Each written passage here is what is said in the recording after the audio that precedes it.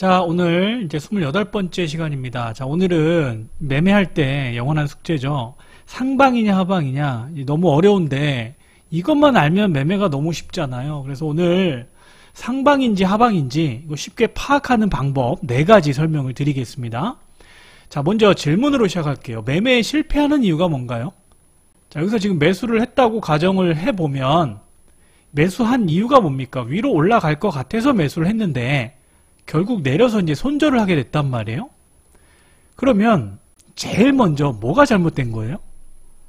이 매매의 실패 원인이 뭡니까? 방향이죠. 방향만 내가 알면 손절할 이유가 없잖아요. 즉 위로만 가면 손절할 이유가 없잖아요. 그러니까 제일 처음 뭐다? 방향이 틀렸기 때문이에요. 맞죠? 자, 두 번째, 한 방에 크게 손실 보는 이유가 뭐예요? 여러분 다 경험 있으실 거예요. 자, 여기서 매수했습니다. 줄줄줄 내려요. 이거 한번 손절 타이밍 놓치면 영원히 못한다고 말씀드렸죠. 그냥 존버하는 수밖에 없어요. 영원히 못해요. 정말 하기 힘들단 말이에요. 자, 문제가 뭐예요? 손절? 맞죠? 손절도 맞죠? 근데 그 이전에 뭐예요? 손절 이전에 방향 아니에요? 방향. 그래서 방향이 정말 매매할 때 우리가 가장 먼저 생각해야 될 게 추세예요. 추세. 추세가 방향이니까. 그래서 상방 추세냐 하방 추세냐 이거를 판단하는 게 매매할 때 가장 먼저 선행돼야 된다는 얘기입니다. 이해하시겠죠? 그래서 정말 중요한 게 뭐다? 이 추세입니다. 추세. 상방 추세냐 하방 추세냐 이것만 알면 매매가 얼마나 쉽습니까? 제가 손절보다 더 중요하다 이렇게 써놨는데 손절보다 더 먼저 추세를 내가 잘 맞추면 손절할 이유가 없잖아요. 맞죠? 그러니까 너무나 중요합니다. 이 추세 파악하는 거. 자, 그럼 추세만 알면 손절할 일이 당연히 없죠? 그리고 추세만 알면 존버해도 산다. 자, 내가 추세를 확실히 알았는데 단기 고점에 물렸어요. 사자마자 마이너스가 돼도 견디면은 올라갈 확률이 높단 말이에요. 추세만 잘 알면. 그러니까 이 기간이 뭐 6개월이 됐든 1년이 됐든 2년이 됐든 추세만 알면 존버해도 산다는 얘기예요. 근데 대부분 우리 존버하는 경우는 어떤 경우예요? 계속 추세가 그냥 하락으로 강하게 내릴 때 우리는 존버를 하잖아요. 그래서 한 방에 크게 손실을 보는 거 아닙니까? 세 번째, 추세만 알면 내려도 마음이 편하다. 자, 확실히 추세를 내가 알면 이렇게 내려올 때 오히려 짜증나는 게 아니라 두렵고 무서운 게 아니라 추매의 기회로 삼을 수 있잖아요. 맞죠? 추세를 확실히 알면 단 전제 조건이. 그래서 추세를 잘 아는 사람은 주가가 내려도 마음이 편한 거예요. 당연하겠죠? 그래서 추세를 잘 알아야 된다. 너무너무 중요하겠죠? 추세를 알면 매매가 너무 쉽기 때문에 우리는 추세를 알아야 된다.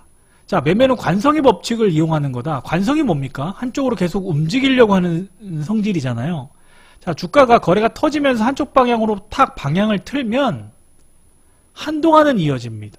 그러니까 바로 물론 이렇게 급등하다가 여러분 이런 차트 가끔 보셨을 거예요. 그러니까 이런 경우도 있지만 확률적으로 이런 경우보다는 한번 탁 주면 이런 식으로 내려요. 내리더라도 이 쌍봉을 만들고 내린단 말이에요. 그러니까 기회는 나올 기회는 항상 준단 말이에요. 그래서 매매를 잘하는 사람, 편하게 하는 사람은 이 추세를 잘 이용하는 사람이에요. 즉 관성의 법칙을 잘 이 매매에 적용하는 사람들이죠. 그게 바로 추세 매매예요. 그 다음 매매 시작은 추세를 파악하는 거다. 눌림목 매매, 돌파 매매, 짝꿍댕이 밥그릇, 알파벳 기법, 모든 기법들 뭐 아는 것도 중요하겠지만 이 이전에 뭐예요? 추세예요. 추세. 추세가 하방인데 짝꿍댕이 나왔다고 잡으면 뭐예요? 이렇게 꼬꾸라질 건데 추세가 하방인데. 그래서 모든 매매의 첫 번째는 추세를 파악하는 거다. 계속 강조드립니다. 자, 그러면 추세 매매를 하는 이유가 뭡니까? 추세 매매 장점이 뭔데? 첫 번째, 물려도 수익 날 확률이 높아요. 자, 어디에 사든, 자, 상승 추세로 가는 종목이 있습니다. 어디서 사든 단기 고점에 물려도 조금만 참으면 수익을 줘요. 이런 데 사도 조금만 참으면 결국 수익을 준단 말이에요. 그래서 물려도 수익 날 확률이 높다는 얘기고, 두 번째는 가장 편안한 매매, 안정적이잖아요. 계속 추세를 타고 가니까 얼마나 안정적이에요.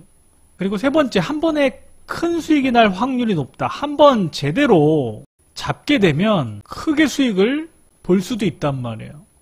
근데 단가에서 막 흔들리면 심리가 불안하잖아요. 근데 확실히 추세 초입에 사게 되면 얼마나 편안하게 수익을 줍니까? 그다음 네 번째, 초보자가 하기 가장 좋은 매매가 이 추세 매매란 말이에요. 박스 매매는 나중에 정말 고수들이나 하는 게 박스 매매지, 처음에는 무조건 추세 매매를 익히셔야 돼요. 박스 매매를 그래야 나중에 할 수 있어요. 이 매매도. 근데 우리의 성향은 어때요? 박스 매매를 더 좋아하죠. 왜? 스릴 있잖아요. 여기서 딱 매수 잡았는데 바닥에서 딱 급등하면 얼마나 기분이 좋아요?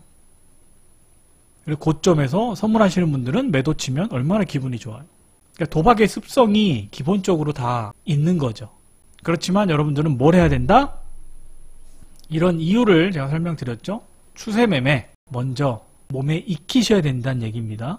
자, 그럼 추세를 뭘로 확인할 건데, 자, 네 가지 설명드린다고 그랬죠. 첫 번째 거래량, 두 번째 이동평균선, 세 번째 기준마디, 네 번째 장대봉, 캔들이죠. 자, 근데 제가 땡땡 이렇게 표시를 해드렸습니다. 이게 뭔지는 설명하면서 나중에 말씀드릴 테니까 끝까지 시청을 해주세요. 자, 첫 번째입니다. 이평선입니다. 추세를 어떻게 확인하느냐? 첫 번째, 이평선. 자, 캔들을 빼고 이평선만 나타낸 겁니다. 자, 보면 제가 이평선 강의할 때 말씀드렸습니다. 자, 상승 추세로 갈 때는 이평선들이 다 우상향이죠? 모든 이평선들이 다 우상향입니다. 맞죠? 당연하겠죠? 그러면 지금 우리가 하려는 건 뭐예요? 상방이냐 하방이냐, 즉 방향을 맞추는 건데, 상방만 예를 들면, 자, 상승 추세로 가는 초입을 어떻게 알 수 있느냐? 이평선이 우하향에서 우상향으로 턴되는 시점 보시면 우하향이잖아요. 그죠? 역배열의 우하향. 그러다가 수렴한 다음에 다 우상향 되면서 상승 추세로 가잖아요. 그래서 포인트가 뭐라고 그랬습니까? 기울기가 우하향에서 우상향 되는 이 시점을 캔들 카운팅 해가지고 우리 공부했었잖아요. 안 보신 분들은 이평선 강의를 먼저 보고 오셔야 됩니다. 그래서 요 포인트, 요렇게 정배열이 되면서 우상향으로 되는 시점, 요 이제 캔들 카운팅 해서 모든 이평선이, 특히 내가 특별히 보는 이평선이 우상향되는 시점, 그 시점이 상승 초입일 수 있다. 그래서 이평선을 우리가 고려를 해야 된다. 어떤 이평선을 보느냐, 그건 어떤 매매를 하느냐에 따라서 다르다고 말씀을 드렸죠. 자, 이제 예를 들어보겠습니다. 자, 이제 카카오 종목인데, 자, 여기서 이제 급등을 하잖아요. 그럼 요 타이밍에 캔들 카운팅을 해서 120일 전 캔들의 종가와 지금 종가를 이제 확인한다고 그랬잖아요. 지금 종가가 높으니까 당연히 우상향이 되겠죠. 120, 60, 20 다 우상향이고, 자, 중요한 건 이제 240입니다. 240 이평선은 지금 상황에서 어떻습니까? 지금 종가가 여기니까, 지금 얘 종가 여기. 아직은 우하향이죠. 얘가 더 종가가 높으니까. 이 캔들 카운팅 하는 거 안 보신 분들은 제가 밑에, 영상 밑에 댓글에 링크를 걸어 놓을 테니까 꼭 보고 오세요. 그래서 얘가 한 번만 더 튀면 이제 242평선도 우하향에서 우상향으로 돌려 세웁니다. 그럼 모든 이평선이 이제 우상향이 되는 시점이 여기란 얘기예요. 이 이후에 엄청나게 카카오가 상승한 건 다 여러분들 아시죠? 17만원까지 갔었죠. 그래서 추세 확인 첫 번째는 이평선이 우상향으로 돌리는 그 시점이 될 수 있다. 그래서 카카오는 여기서 이제 한번 이렇게 상승을 하면서 이평선을 다 이 시점에 돌립니다. 그리고 나서 이 시점에 242평선을 보면 여기서부터 이제 급격하게 내려가잖아요. 캔들들이. 그러면 여기서 얘가 급락을 해도 242평선은 우상향이 되겠죠. 얘네 종가보다 이렇게 내려도 얘 종가가 더 높으니까. 맞죠? 그렇게 이제 준비가 됐을 때 상승 추세로 이 종목은 시세를 냅니다. 이렇게 17만원까지 가죠. 지금 여기입니다. 그죠? 아까 모든 이평선들이 우상향이 되는 시점, 우하향에서 역배열에서 정배열이 되고 또 우하향에서 우상향 되는 시점이 여기란 말이에요. 자, 여기서 못 사더라도 이 정도엔 살 수 있잖아요. 아까 말씀드린 이런 영역에서는 살 수 있잖아요. 그죠? 모든 이평선만 보는 겁니다. 지금은. 그래서 첫 번째 확인해야 될 게 이평선이다. 자, 두 번째 거래량입니다. 자, 보시면 제가 화살표로 이렇게 해놨습니다. 자, 거래량이 보시면 이 해당 종목의 거래량이 여기서 지금 터지고 있어요. 확연히 차이가 나죠? 그러니까 보통 거래가 많이 터져야 된다 그러면 여러분 질문하는 게 아니 어느 정도 거래가 터져야 되는데요? 그건 종목마다 틀리죠. 그죠? 그러니까 이 종목 같은 경우는 평상시에 요 정도 터지다가 갑자기 급격하게 막 터지잖아요. 아, 여기가 이제 바닥권이고 추세를 상방으로 돌릴 가능성이 많겠다라고 생각해 볼 수 있는 거죠. 확률이 높죠. 물론 터지다가 밑으로 갈 수도 있지만 그래서 이제 거래만 보고 이제 우리가 판단할 게 아니잖아요. 오늘 말씀드릴 이 네 가지를 우리가 종합적으로 판단해야 되고 뭐 시황도 고려하면 좋고 해당 종목의 뭐 기본적 분석을 고려해도 좋고 뭐 선물하시는 분들 뭐 해외 선물하시는 분들이라면 이제 시간대를 고려해도 좋고 뭐 여러 가지 종합적으로 이제 판단하면 되는 겁니다. 지금 이제 하나씩 말씀드리는 거고 그래서 거래가 터질 때는 분명히 위든 아래든 움직인다. 그래서 거래가 터질 때를 집중해라. 어느 정도 터져야 되는데 그건 종목마다 다른데 평상시 거래보다 현저하게 한 두세 배 이상은 터져야 된다 라는 겁니다. 그래서 거래량만 더 제가 확대를 해봤습니다. 이렇게 키워봤어요. 확연히 드러나죠? 평상시보다 한 3배, 4배는 증가를 하는 모습을 보이죠? 자, 주가는 속여도 거래량은 못 속인다 이런 얘기가 있잖아요. 거래가 분명히 이렇게 터지면 반드시 이유가 있다. 집중해야 된다는 겁니다. 두 번째가 이제 거래량이었고 그래서 이 거래량이 터지는 이 종목의 이제 캔들 카운팅을 딱 해보니까 아, 이평선은 지금 120까지는 우상향인데 240이 지금 위에 있죠. 그죠? 얘는 지금 여기 놀고 있으니까 종가가 지금 얘가 더 높으니까 240이 지금 분홍색이거든요. 얘는 지금 우하향으로 계속 내려가고 있죠. 그러니까 이평선으로 볼 때는 아직 준비가 안 된 거예요. 거래량으로 볼 때는 준비가 됐는데 이평선은 아직 안 됐다. 이렇게 이제 같이 보면 훨씬 더 도움이 되겠죠. 다른 종목입니다. 자, 거래가 갑자기 터지면서 계속 우상향으로 가죠. 그러면 이거를 이제 종합적으로 보면 뭐 이런 자리에서도 살 수 있지만 그냥 거래만 보고 살 수 있는 방법도 있습니다. 그건 이제 거래량 편에서 제가 자세히 할 겁니다. 할 얘기가 너무 많기 때문에. 그래서 거래가 터지면 위쪽으로 날아가잖아요. 이러면 이제 여러분이 배웠던 눌림목 기법, AF, 짝꿍댕이 이제 이런 거를 적용해서 사는 겁니다. 얘도 살짝 뭐 이런 짝꿍댕이 모양 그리죠. 이런 식으로 추세가 확인됐기 때문에 이제 과감하게 눌림목에서 살 수도 있겠죠. 이런 눌림목에서. 자, 다른 종목도 보면 거래가 갑자기 터지죠. 확연히 여러분 느껴지시죠. 거래량 수준이. 그리고 나서 날아가잖아요. 그러니까 이제 이런 조정은 무서워할 필요가 없다는 거예요. 뭘 보고? 거래량을 보고. 이평선은 어때요? 이평선 다 우상향이죠, 지금?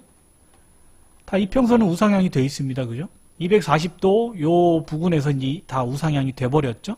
그러니까 거래량 굉장히 우리가 주목해야 된다. 거래가 터지면 무조건 위로 간다가 아니라 방향이 나온다라는 겁니다. 자, 거래량만 제가 키워봤습니다. 마찬가지로 확연히 증가가 되죠.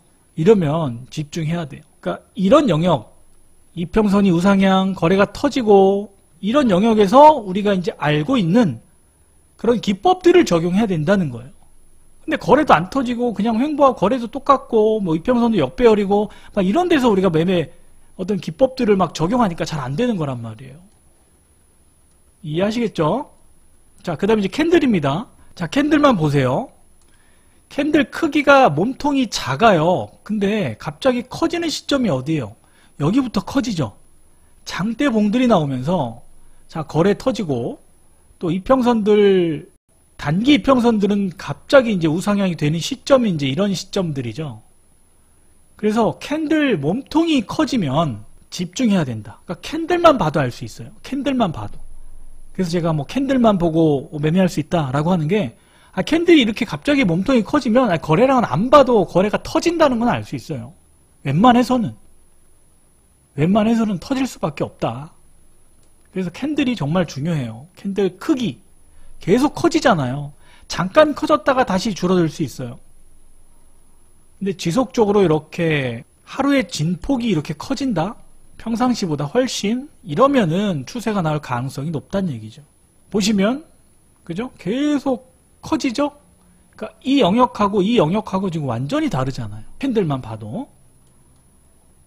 자, 그 다음에 이제 마디입니다. 자, 마디 안 보신 분들은 또 밑에 제가 링크를 걸어 드릴 테니까 기준 마디에 대해서 안 보신 분들은 보고 오시고요. 자, 첫 번째 마디를 여기부터 여기까지를 설정했을 때 허리가 어딥니까? 요 파란색 보이시죠? 여기가 지금 허리입니다. 허리를 지지를 계속 하고 있죠. 그 다음에 N자로 상승하는데 요 검은색 보시면 얘도 긴 마디가 되겠죠? 얘 허리는 어딥니까? 요 검은색입니다. 이렇게 마디를 두 개로 나눌 수 있어요. 자, 이 마디들의 지금 허리를 이탈하지 않았습니다. 자, 추세 확인할 때, 자, 마디가 이렇게 나오면, 한 마디가 나오면 이 허리를 깨지 않아야 돼요. 그러면 추세를 상방으로 돌릴 확률이 매우 높다. 그래서 여기도 보면 허리를 안 깨고 장대봉이 나옵니다. 거래가 다시 터지면서. 그러니까 마디를 살리려고 하는 의지, 추세에 대한 의지를 여기서 볼 수 있다는 얘기죠. 그래서 마디를 깨느냐를 봐야 돼요. 왜? 이게 아무리 거래가 터지고 이평선이 다 우상향이 되고 캔들 몸통이 커지면서 변동성이 커지더라도 이렇게 바로 죽이는 경우가 있어요. 그렇기 때문에 이 마디를 지지하는지까지 한 번 더 확인하면 더 확실한 거죠. 추세를 파악할 때. 이해하시겠죠? 자, 그래서 이제 정리합니다. 중요합니다. 이제부터. 자, 지금 네 가지 했습니다. 캔들, 이평선, 거래량, 마디 했습니다.